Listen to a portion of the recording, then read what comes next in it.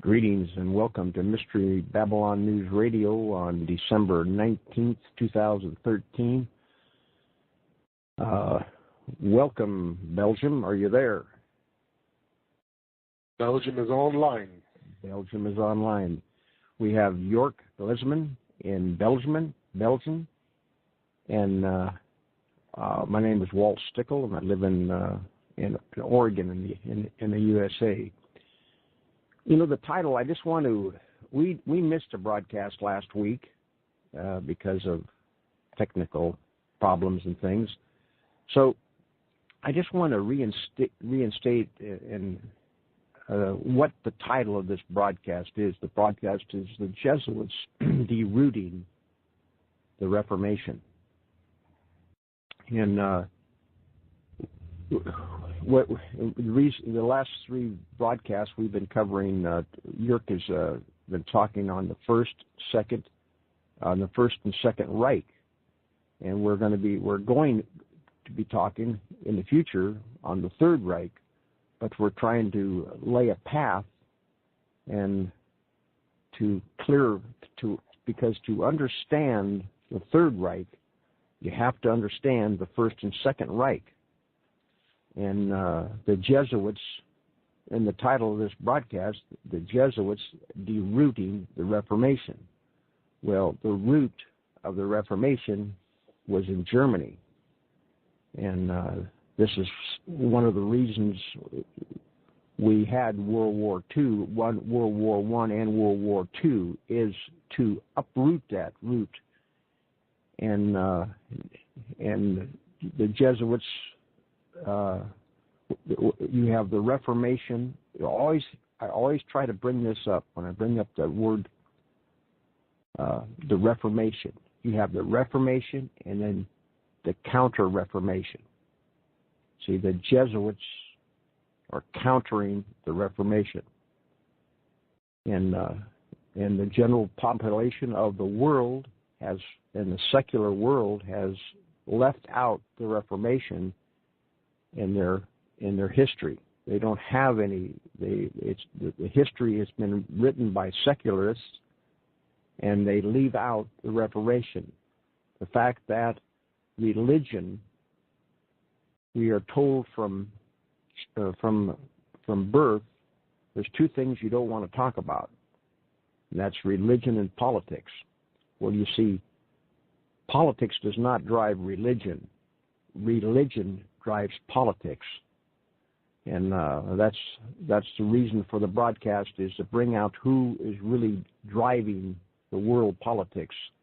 And with that, Yerk has got is going to be talking on the Jesuits' vows, a vow, and some of the quotes from the Jesuits. So anyway, Yerk, glad and listening. I'm looking forward to your message today. Yeah, thank you, Walt. It's nice to be on again. Before I start, I want to say something about my YouTube channel. I have had an interview that I did, or a kind of a show that I did with a friend of mine, Alan Lamont.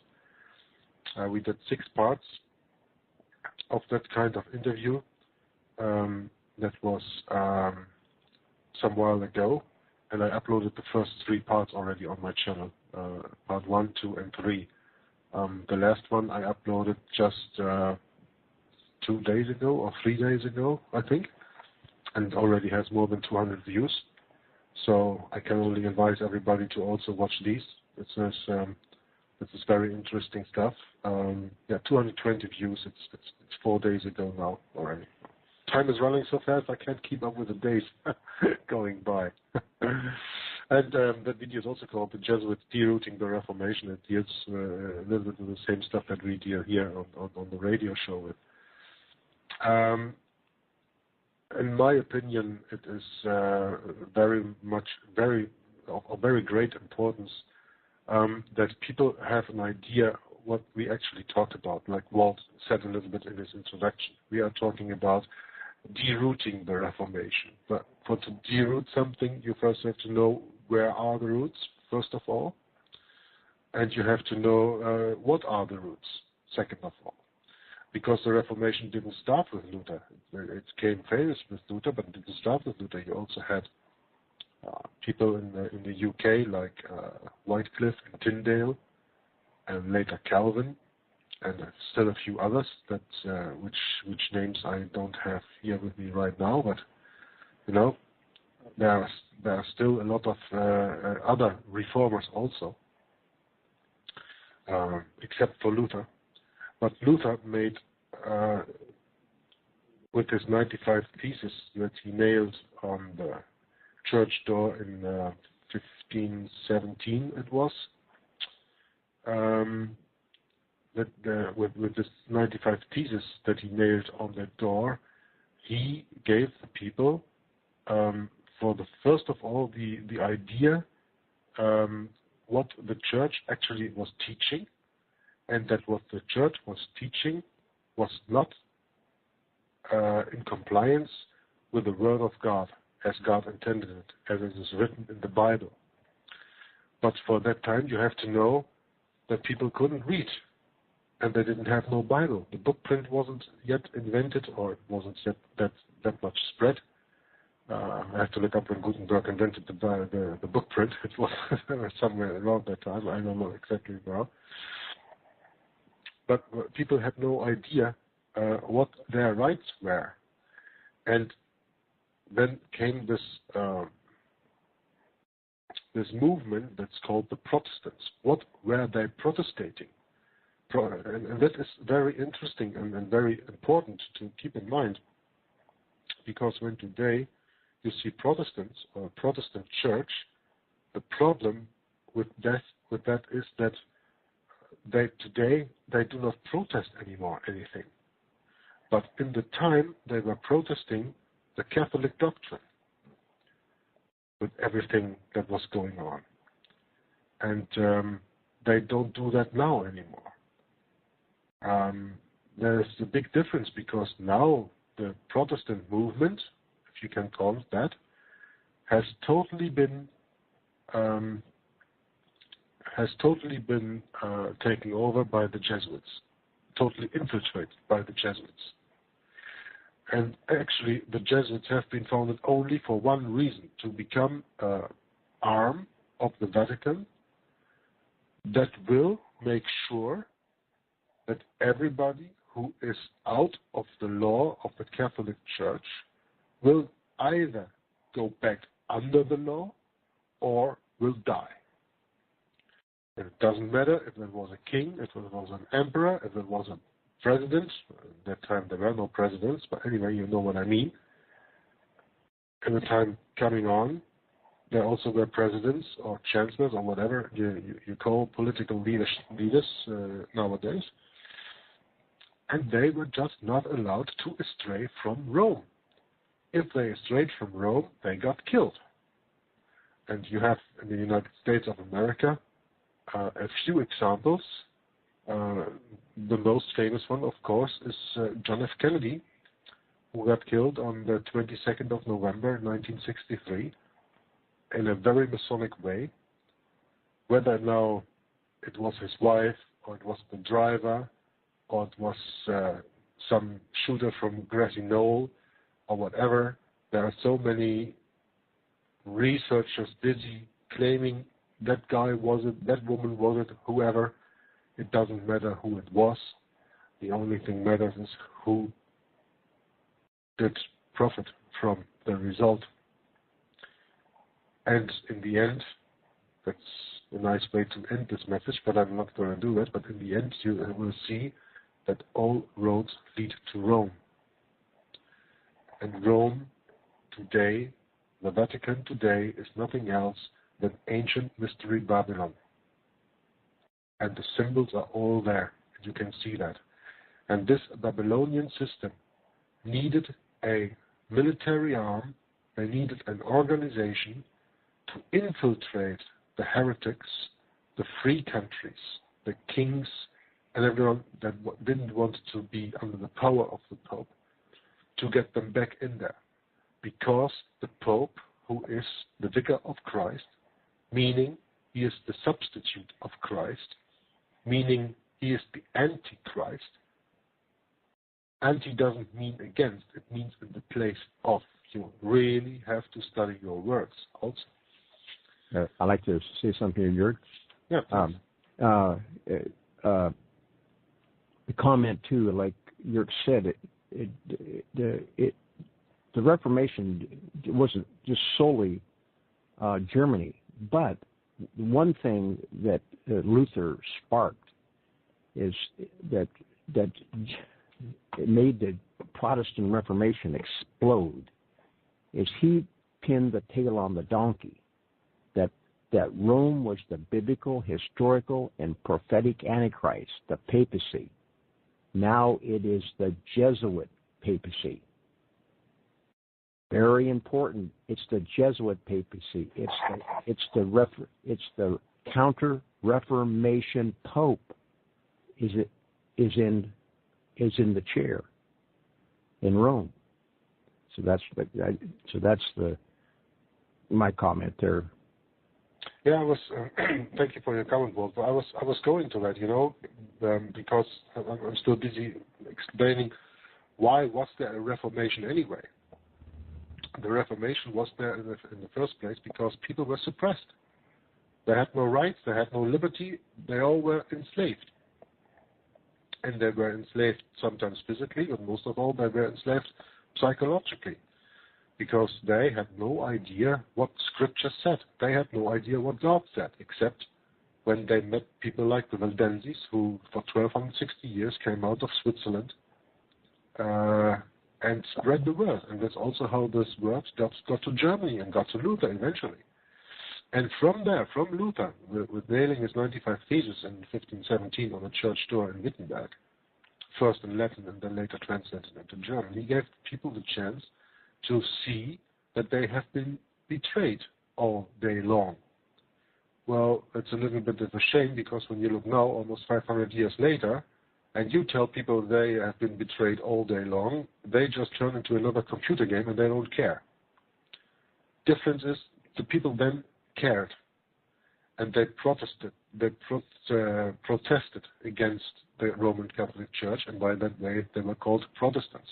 And that Protestant movement very fast reached out from the east of Germany, where Wittenberg and then Luther was busy, into Poland, and he sent people to Netherlands. So it went all to the countryside of Europe, and also then spread on the island, on Great Britain. And the problem for the Pope was that he saw his power losing. And the Vatican has two keys. And one is for spiritual power, and one is for temporal power. And the temporal power was being diminished by kings declaring themselves out of the law of the Vatican and declaring themselves Protestants and not going to listen to Rome anymore.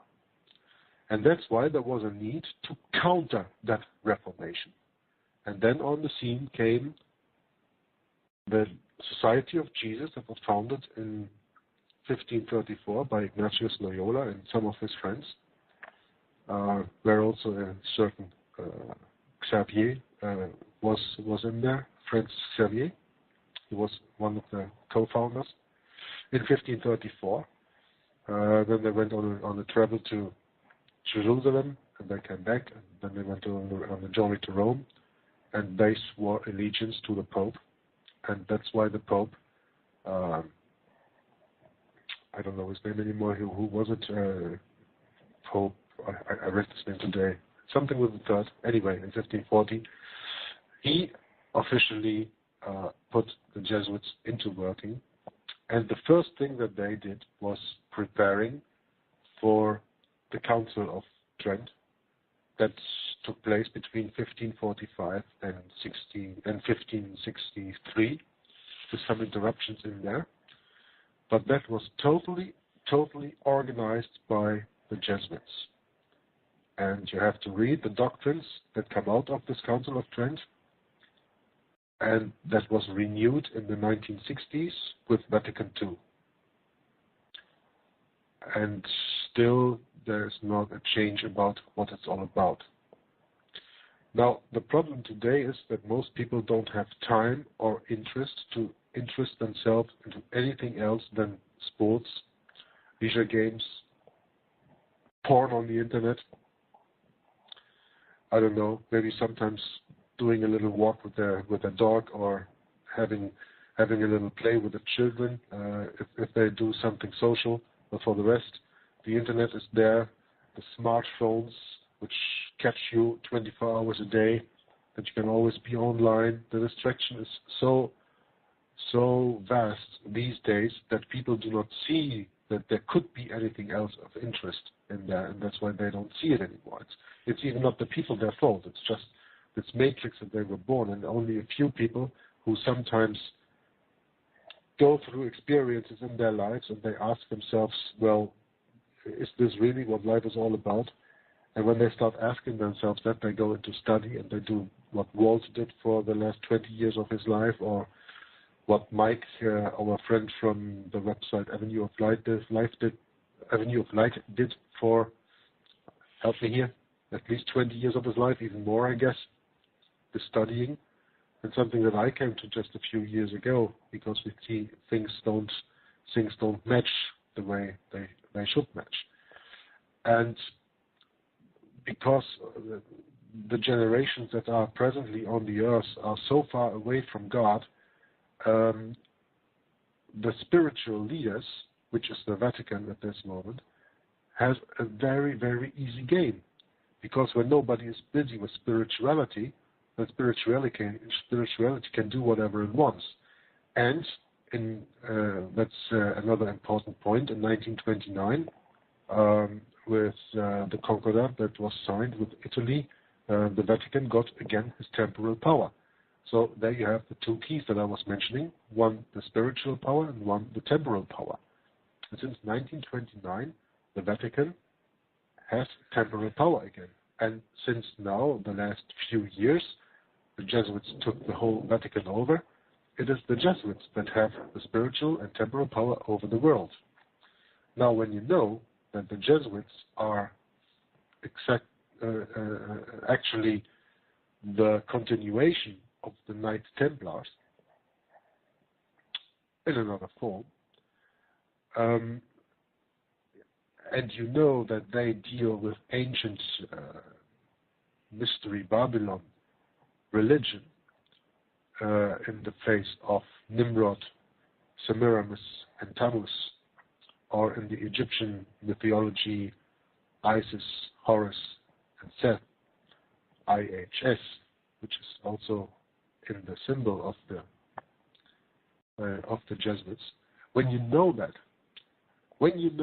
then you will really you will learn to understand the world much better than you understand it today. But therefore, you have to go on the spiritual realm, and not only in this matrix that they keep us in, where only things are important, where the only important things are materialism.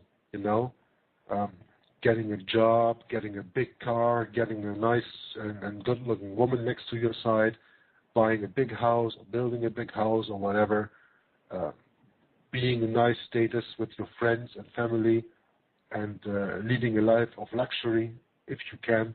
Not everybody can, but a lot of people can. And that's just because you're in this system, and then you do not see that there's anything spiritually going on. Even though when you remember that, okay, and so many years ago, 200, 300, 400, 500 years ago, everything in history was about the church, and today nobody speaks of the church again. Well, that is one job the Jesuits did very, very good, because they have hidden the church. They have made the Vatican small and vulnerable, and people do not see that there really is kind of a power that the Jesuits will have, or that the church still has. Hold your thought. That is a very good.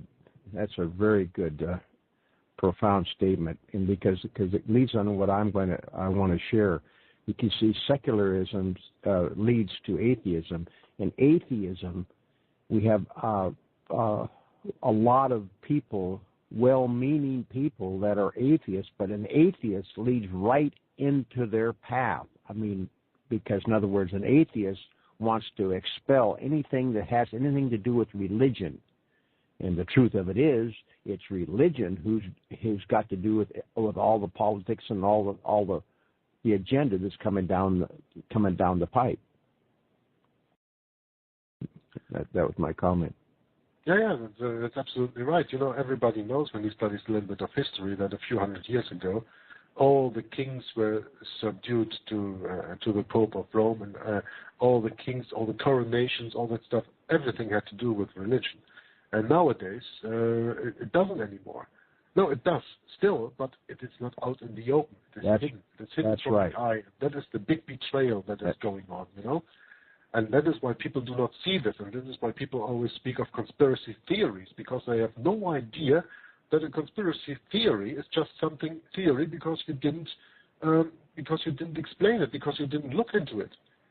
I mean, it just stays a theory as long as you don't bring any evidence to it, you know. And that's why also that evolution and creation, the debate between the two has been so prevalent the last 100 years, is because when that diverts the attention off of religion, and when you can convince the masses of evolution that they crawled out of a swamp, then you can become their gods, and the government has become their god.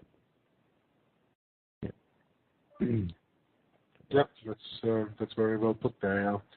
You know, just this one thing I wanted to say about conspiracy theories. You know, conspiracy theories only remain theories when there's no judge, no court, no legal representative, no assembly with the valor to expose the evidence. In every case where the evidence is put into practice, the theory becomes instantly recognizable as a case of criminal conspiracy. But the problem that we have today is, the main problem that we have today is, that there is nobody anymore who is going to look into a conspiracy theory and see if there's evidence and see if there is a real conspiracy. Conspiracies have been there all through the existence of the world. They always have been. Yeah. But today the people don't study this anymore. That brings me to another point. I mean, I don't want to astray you from our subject, but you know, there's this very interesting quote that I often tell from the book Rulers of Evil from Tapasauci, page 73 and 74. And I cannot emphasize that enough. The quote goes as following, quote, "Most colleges today are turning out graduates who have studied little or no history. In 1914, 90% of America's elite colleges required history. In 1939 and 64, more than 50% did.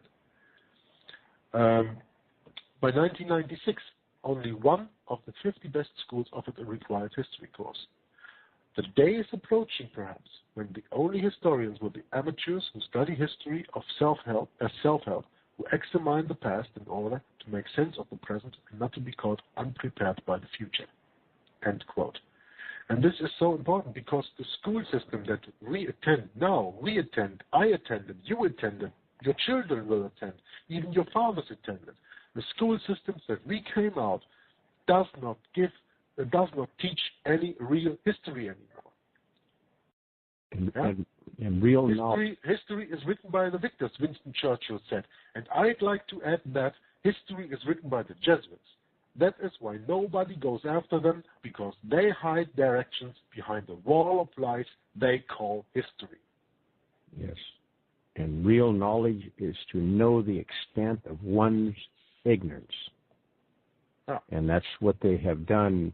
And I've quoted this passage, but it fits right in here. This comes from Samuel Morris's book in 1835, Foreign Conspiracy Against the Liberties of the United States. The food of popery is ignorance. Ignorance is the mother of papal devotion. Ignorance is the legitimate prey of popery. Ignorance is the condition of being uneducated, unaware, or uninformed. And that's exactly how the Jesuits operate, is to keep the masses ignorant and keep them off the fact that it is a religion. Because you see, these Jesuits believe in what they're doing. And by the way, a Jesuit realistically is not a Catholic. They've been kicked out, and through their history, they've been kicked out of over 80 nations for meddling in government. You see, and now, very subtly, they have taken complete control of Rome, and that is why it is important, and to do this research. And another statement that I just want to finish with here is the condemnation without investigation is the highest form of ignorance. Yes, the highest form of ignorance. Our arrogance, in other words, and that's why you mentioned that they have created a society where people don't care. They don't care. They care, but they care for different things. That's the problem. Yes. But they don't care about the driving force. The driving force is religion. Religion is what drives politics. As we go in the future, not to jump off on this bunny trail, but religion, occult religion is what was behind the Third Reich, and that's what's behind the Fourth Reich is religion, and then again, like we've already covered, it goes back to the Dark Ages, and that's why the title is The Jesuits Derooting the Reformation, because it's essential to understand this pivotal point in history and how this is being covered up. That's, didn't mean to interrupt you there, but that's... No, you didn't interrupt, and thank you for doing so. I mean, you give some ideas. I mean, I want to read a quote here from Adolf Hitler that a lot of people maybe have heard about, or that even more people probably have never heard about. First of all, you have to know Adolf Hitler was born in Austria, former Austria. That was Germany, then Austria, then Germany, then Austria. Anyway, we don't discuss that right now. But he was coming from Austria. He was coming from a Catholic family. He was Catholic raised. So the statement that he made is, quote, "I have learned most of all from the Jesuit order. So far, there has been nothing more imposing on earth than the hierarchical organization of the Catholic Church. A good part of that organization I have transported direct into my own party. The Catholic Church must be held up as an example. I will tell you a secret. I am founding an order. In Himmler, who would become head of the Nazi Party, or head of the SS, I see our Ignatius de Loyola, who was the founder of the Jesuits." End quote. So he was from the beginning, from birth to cradle, let's say, from cradle to grave, he was a Catholic. And he understood the hierarchical organization of the Catholic Church and, of course, of the Jesuits in there. And he took that example and formed the SS, the Sicherheitsstandarte, or Sons of Satan, whatever you want to call them, in the same manner. And now you have to reflect that after the Second World War, the Americans, with Operation Paperclip, imported most of the SS people from Germany into the United States of America. And that's why building the CIA, for example. And that's why also the CIA is probably formed after the hierarchical structure of the Jesuits. Just one more thing, okay. One more quote, because these intelligence agencies, the SS was not an intelligence agency, even though it was connected to an intelligence agency, but it was quite a military order. The CIA is a military order and is an intelligence agency. But a quote of Napoleon Bonaparte is very interesting in this context, because he quotes, "The Jesuits are a military organization." not a religious order. Their chief is a general of an army, not the mere father abbot of a monastery. And the aim of this organization is power. Power in its most despotic exercise. Absolute power. Universal power. That matches the universal church. Power to control the world by violation of a single man. Jesuitism is the most absolute of despotisms, and at the same time the greatest and most enormous of abuses. So, this is really, in my opinion, a very important quote, because people often think of the Jesuits as, they call monasteries, they have like the Brothers of Love and all that stuff. They have nothing to do with love. They have nothing to do with any religion. The only religion they are into is the religion of Satanism, and that's quite it. For the rest, they are a military organization. That is very important to know, in my opinion. Yeah, go along, Walt. Well, I think it's we're not going down a bunny trail here, because I think it's real important to interject this, especially as here in the United States. I mean, people not understanding this, but understand that Bavaria in Austria the Reformation never took hold in that part of Germany, in the southern part. That's where Hitler come from Austria. I don't want to. It doesn't hurt to repeat this here, Jörg, but he was not a German. It's like what do I mean by that? Well, you live in the United States and Canada. We both speak English, but there's Canadians to our northern border, and we are Americans. We both speak the same language, but we are not the same country. And you see, the Reformation never did get into that part of Germany.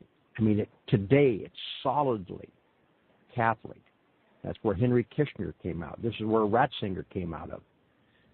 And that is where Adolf Hitler came out of. I mean, that's where he got his main support. That was his springboard to jump up north. Because another thing that you mentioned when you were talking about Himmler is power. The Jesuits are there to control and for control and power. If you really look behind the Third Reich, it was Himmler and the SS that give the power to control, to take over, complete control. So anyway, that's what I had to add about the Reformation there. No, that's okay.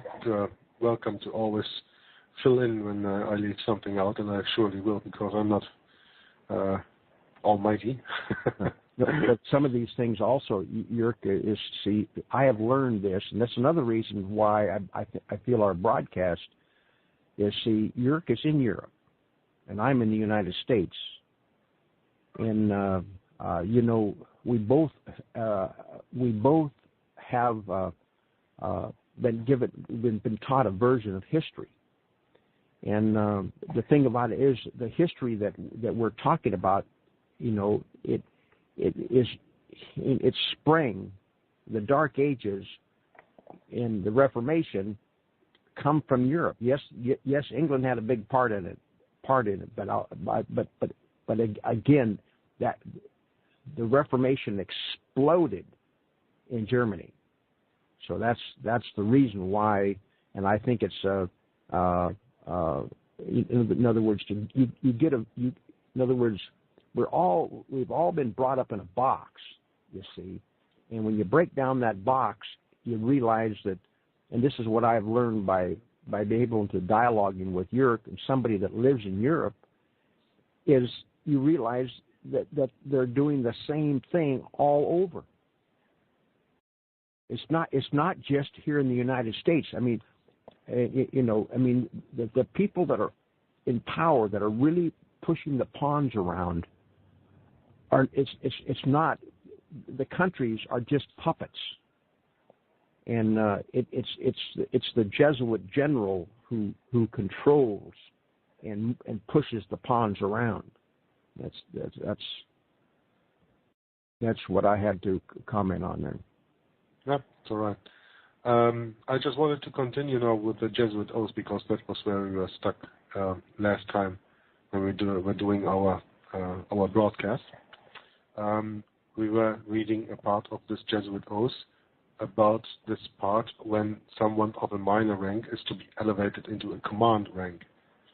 And then we read the part and analyzed what it's actually saying.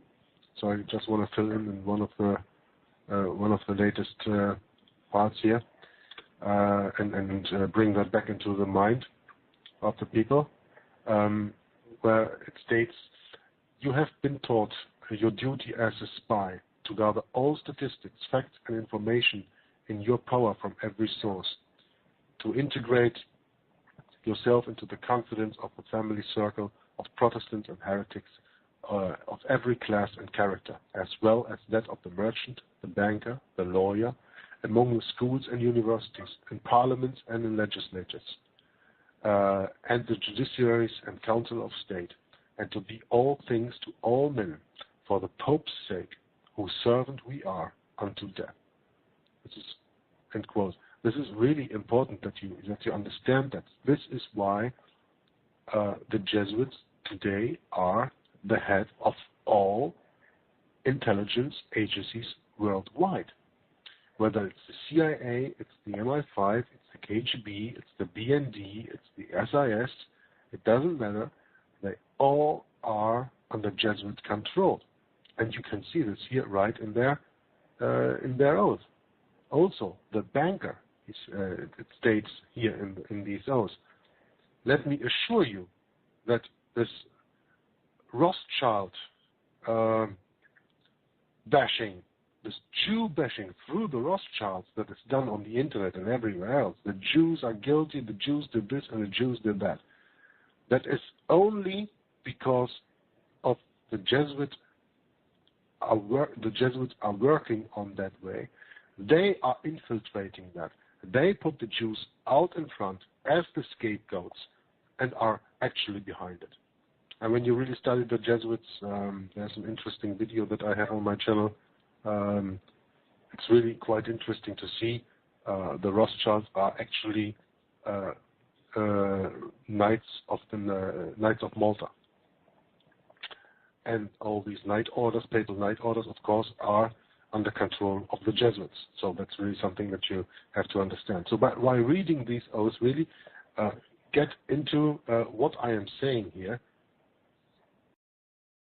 to gather statistics, facts from everywhere, from the merchant, the banker, the lawyer, among the schools, the parliaments, the legislators, judiciaries, and councils of state. They are literally behind every stone, or under every stone. Okay, continue quote. "We have received all your instructions heretofore as a novice, a neophyte, and have served as coadjutor, confessor, and priest, but you have not yet been invested with all what is necessary to command in the army of Loyola in the service of the Pope. You must serve the proper time.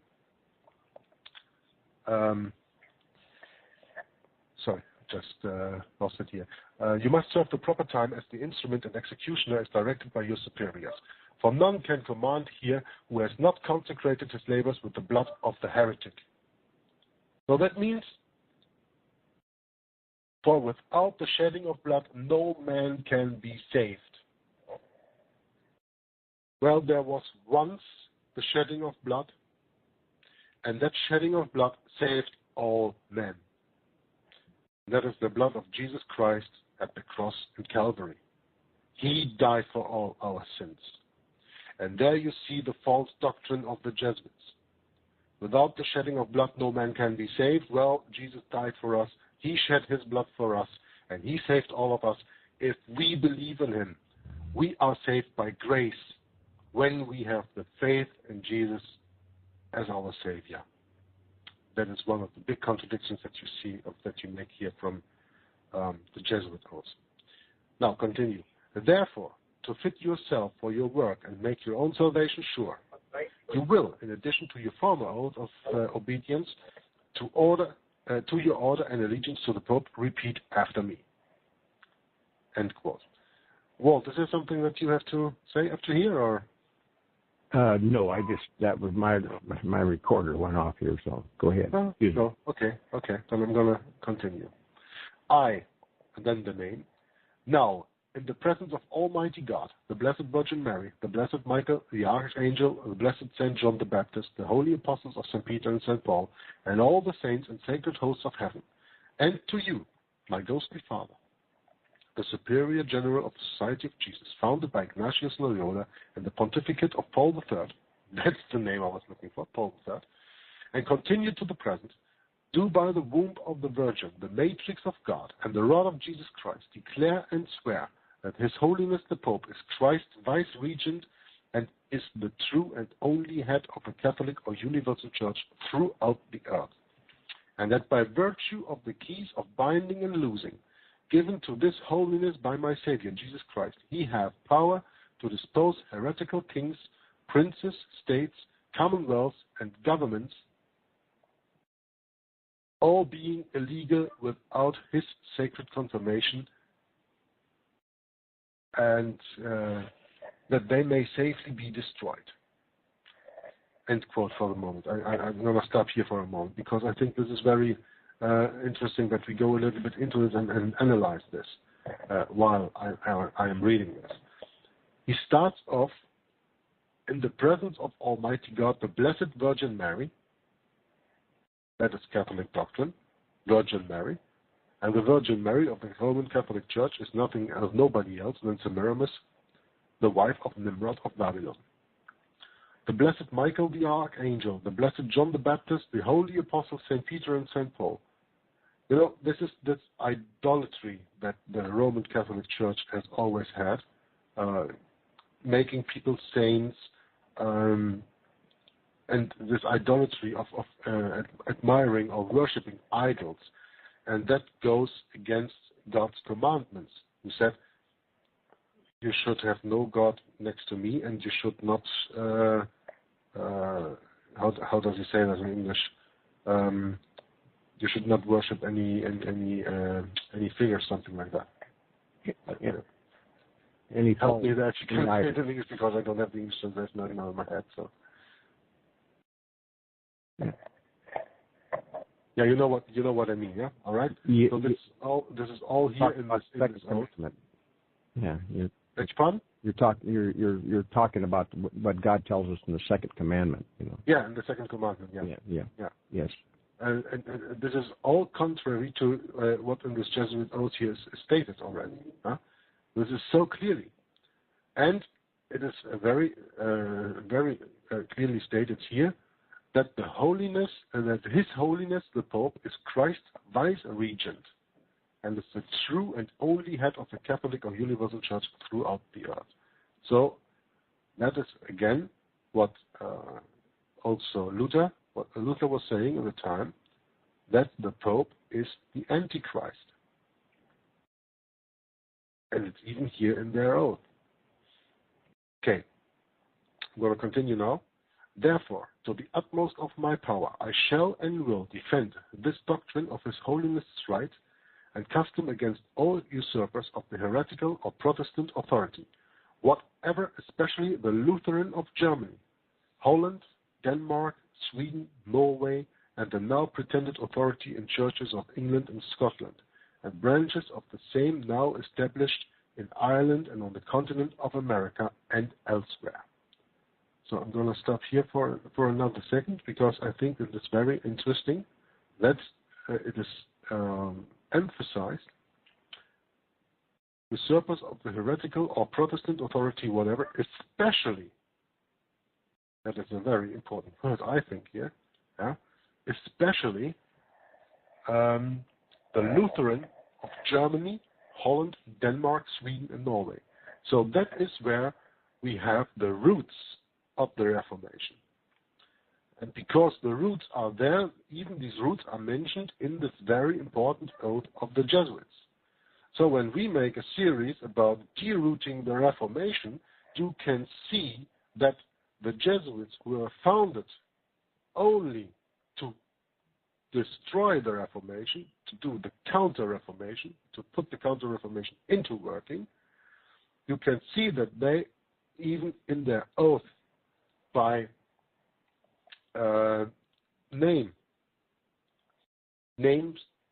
Germany, name Holland or Netherlands, Denmark, Sweden, and Norway, the north of Europe that was Protestant all the time. Yeah, and this is one of the reasons that we call this broadcast the Jesuits derooting the Reformation, because these are especially the countries they go against. I don't say that they don't go against the people in India. I don't say that they don't go against the people of Philippines, where also a lot of Christians there, but where you otherwise have Buddhism and other religions. Well, also. But first of all, they go against the Protestant roots, and that were Germany, Holland, Denmark, Sweden, and Norway. Yeah, come on, Walt. Yes. Well, I mean, it's like you say, it's not just those countries, but their arm, South America is Catholic. The Philippines, 95% are Catholic in the Philippines, and that's another whole study. I mean, they used America back in the early 1800s. I mean, the arm, and they've used America all through the history as their, as their arm, their as the cop of the world, and but yes, that's like I said, that's another whole discussion is how they overtook the Philippines with Catholicism. I mean, it's like they hit the beaches, and then in other words, with missions, like the Jesuits were here on the West Coast in America during the 1600s. They were on the West Coast, and so and they came over here as a mission, and that was the Ark and the Dove in 1634 when they landed here. They come as a mission, as missionaries, and they come in all forms. In other words, it's a lot of times too, people don't, when you start talking about the Jesuits, you see that they set up commerce. They're into commerce. They control the Knights of Malta. They're not. And the biggest thing that they control is education. Some of the biggest universities in the world are Jesuits. And when you control the education of the world, and you can in other words, and the truth of it is, the higher education today, they're getting an indoctrination, and they're getting a secular education. Oh, they might be. There's certain professions. That's the reason why in the medical profession, I mean, you don't see Christian doctors. You see, does that mean that every doctor is terrible? No, I'm not saying that, but they do not have the connection of where they got their education. Because what we live in this world today, it's a spiritual war. It's spiritual warfare. In other words, and it goes back all the way. I mean, in other words, the Pontifex Maximus wants to control the whole world. His two powers, his temporal power. What are his two powers? Your temporal power. Temporal and spiritual.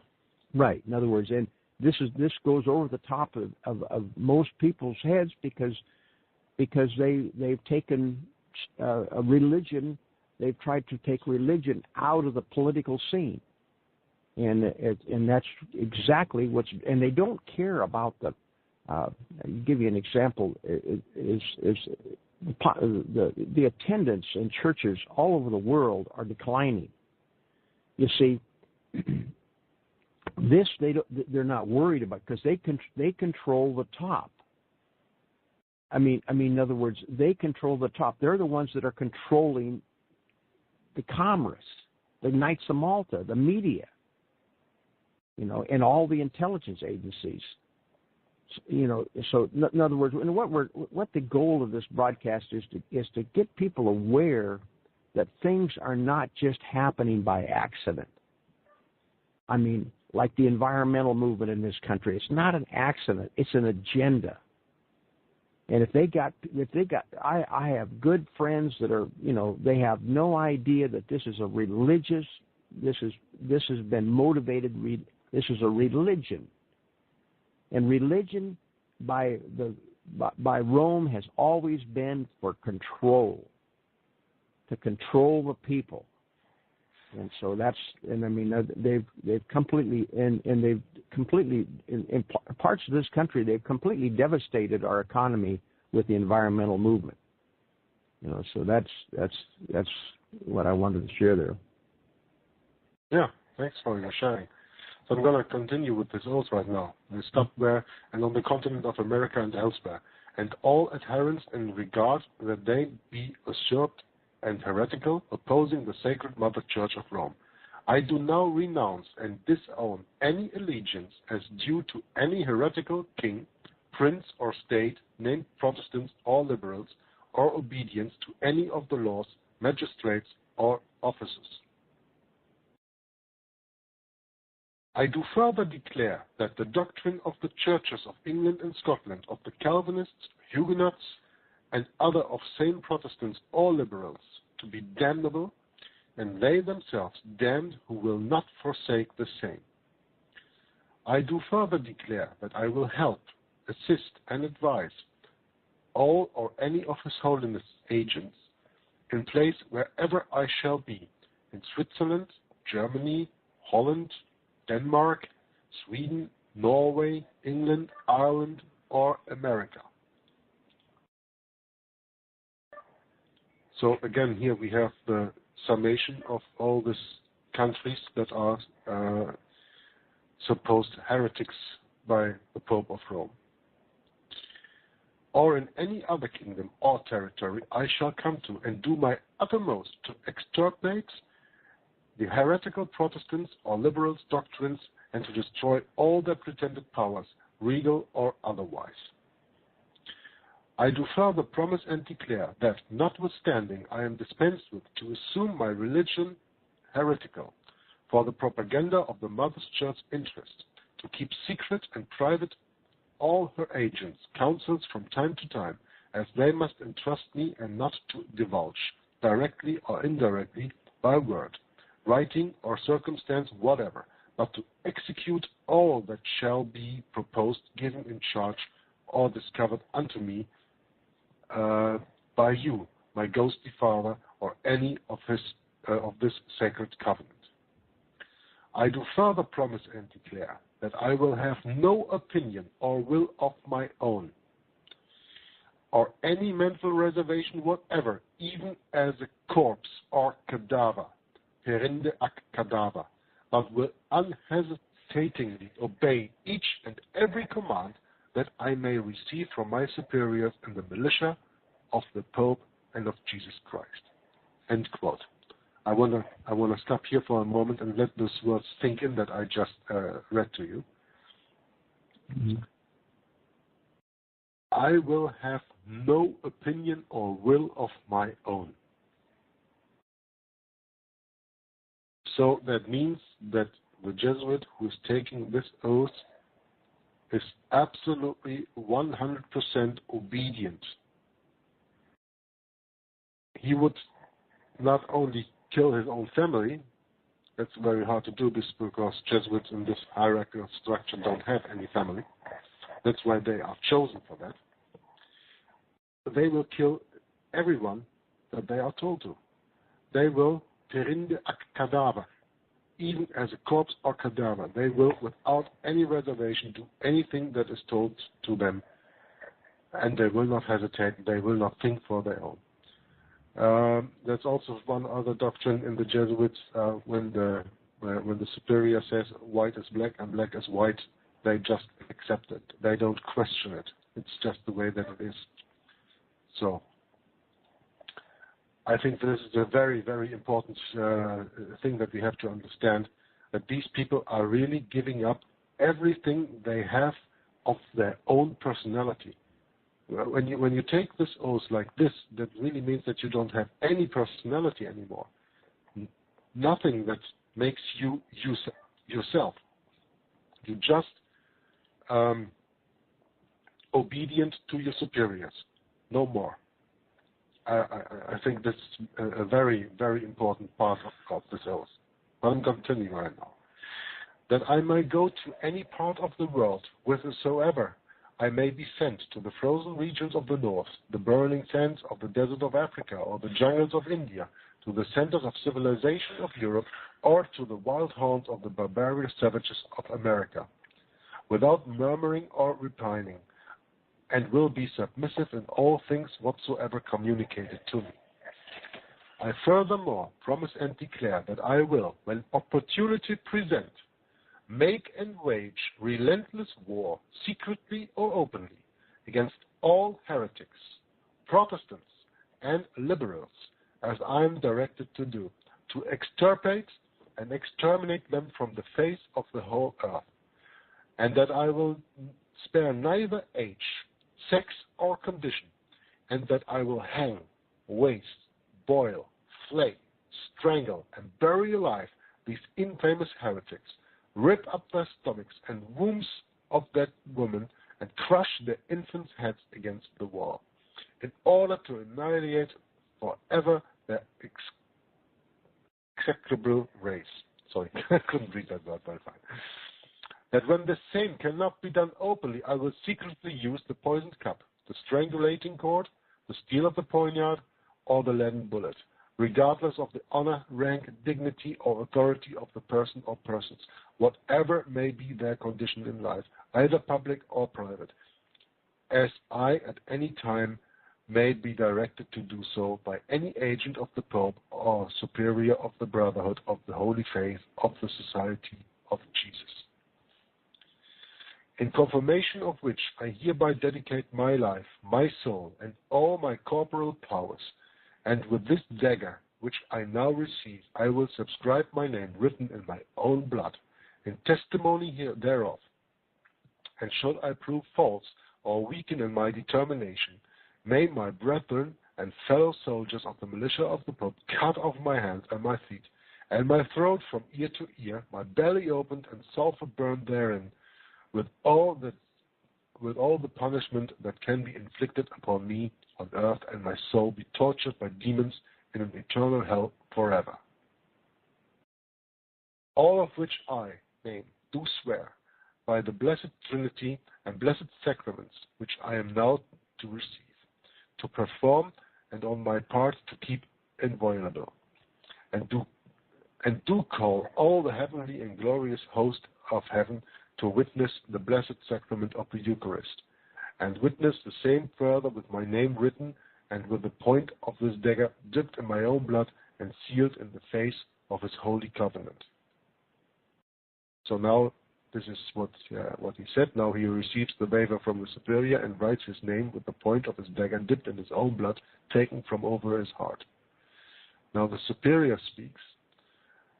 You will now rise to your feet, and I will instruct you in the catechism necessary to make yourself known to any member of the Society of Jesus belonging to this rank.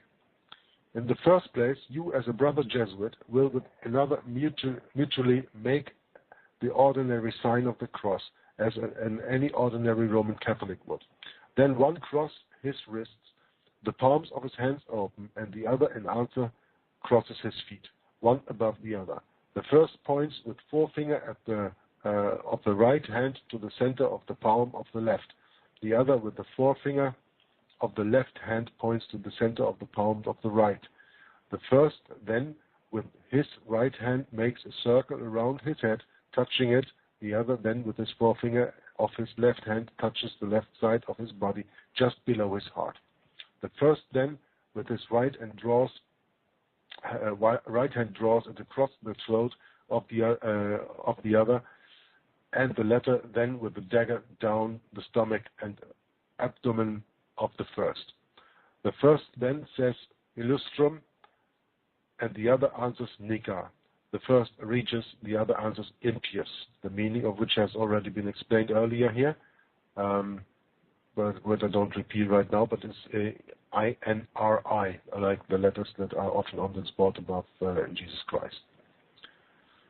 So I'm going to stop here right now because this is everything that we should cover of the oath right now, and we are quite through with it. And I think the latest paragraphs that I read to you are really quite impressive. Surely, if you've never heard this before, and believe me, you will. When you go on the internet and you will search the Jesuit oath, there are a lot of people who say this oath is a hoax. Of course, they will say that it is a hoax. That is how the Jesuits work. The Jesuits deny everything that can lead to them. They will never admit that anything really came from them. That's why, for example, the protocols of the elders of Zion, of the learned elders of Zion, are actually written by Jesuits and not by some Jews. But, with all the other things, they really put other people in front of them. And they avoid debate, too. And they avoid debate, too, yeah, of course. Yes. The problem is the truth does not fear investigation. Yes. I mean, and it's a society of Jesus, and it's, I came across a saying the other day and it says, this is by Professor L.T. Townsend.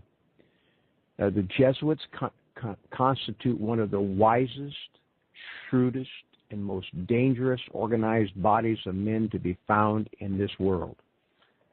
And I borrowed this from a quote from a name of a video. The real conspiracy is the Jesuit infiltration of Christianity. Because, see, the secular world, when you say Christian, they think of Catholicism. In other words, and all the ills of the world, all the ills are blamed on the Christianity, like the Christian Crusades in the 1400s. And that was a Christian crusade. That was a Roman Catholic Inquisition that was going on. And it had nothing to do with biblical Christianity. No. I think we have a minute or two left before this. We can go ahead and close down. Or you got any things you want to share for next week, or what you might where you? I just want to close off with the quote that I take from Voltaire. Uh-huh. To learn who rules over you, simply find out who you are not allowed to criticize. Who you are not allowed to criticize, or who you are not allowed to ask any questions, or what kind of questions, or questions on what subject. And that will bring us into other things when we go along with this show, when, for example, certain people ask certain questions about the so-called Holocaust that happened during the Second World War in Germany. Uh-huh. Because you have to know the most of the countries of Europe, you are forbidden to ask questions about that. And, to learn who rules over you, simply find out who you are not allowed to criticize or to question. And it's the same. It's the same way when you get to, you see, Voltaire, who you just quoted. Voltaire, all the founding framers, the icons that they put in front of us in our history books here in this United States were trained with Voltairism. So when that statement you just made, and Americans today, I mean, we even to question those icons, I mean, people they stiffen right away, you see, and that's the same way with any events. When you start questioning this history, and when you start questioning anything in history, and you don't go along with what has been presented to you, you're already put off into a corner. You're a conspiracy theorist. You see, there is a conspiracy, but it's no theory. There is a conspiracy. it's an organization that's been here nearly 2,000 years, and even in Paul's time, the Antichrist was forming. The Antichrist has been here alive and well, and it's located in the papacy. There's only one organization on the earth is goal for world dominancy, and it's in 112 nations, and that is the Vatican with her militia, the Jesuits. And so next week, do you have any what you'd like to talk about? We have discussed the First Reich and the Second Reich, and there's something very interesting that I want to bring out and talk about a little bit more, and that's the Balfour Declaration, which was the starting of the birth of Israel, modern day Israel, and I'd like the involvement of the Third Reich that's involved to get us the nation Israel over there. That's a big subject, and it's something that's completely left out of history, and people have no idea how Israel came about. But you might say that Israel came about at the close of the Second Reich. Mm-hmm.